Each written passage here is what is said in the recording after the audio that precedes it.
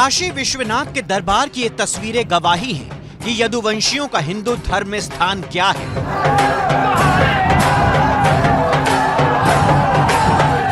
हर साल सावन के पहले सोमवार के दिन बाबा विश्वनाथ पर जलाभिषेक का पहला अधिकार यदुवंशियों को है और सालों से चली आ रही इस परंपरा में सैकड़ों यादव बिरादरी के लोग शिवलिंग पर दूध और जल चढ़ाते हैं।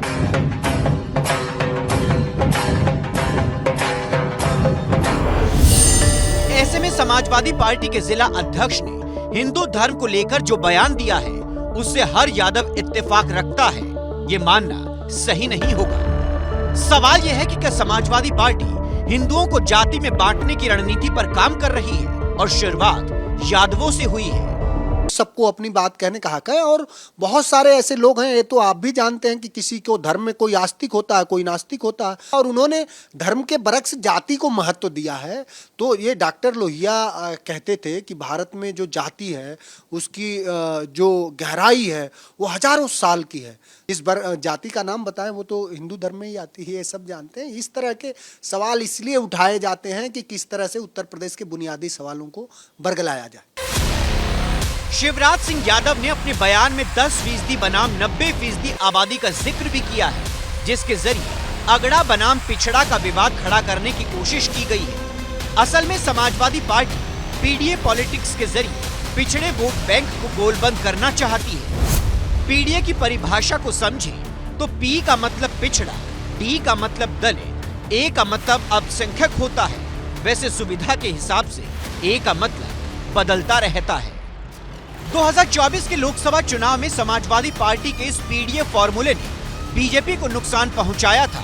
अब 2027 के विधानसभा चुनाव के लिए अखिलेश ने इसी फॉर्मूले को आगे बढ़ाना शुरू किया है, तो उनकी पार्टी के नेता हिंदू धर्म पर चोट करके जातीय बंटवारे की सियासत शुरू कर रही है। 2019 और 2024 के चुनाव का विश्लेषण करें तो 2019 में जहां यादवों ने 60% वोट समाजवादी पार्टी गठबंधन को किया था, वहीं 2024 में 82% यादवों के वोट मिले थे।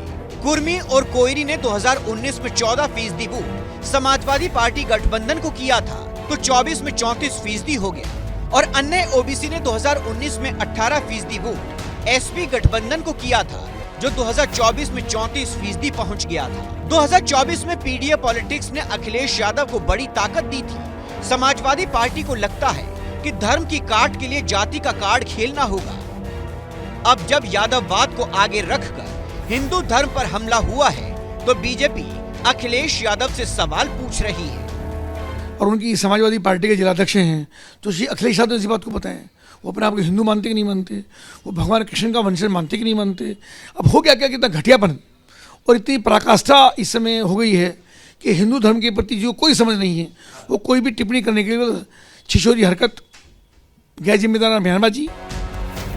सियासत में कोई भी बात बिना मतलब के नहीं बोली जाती।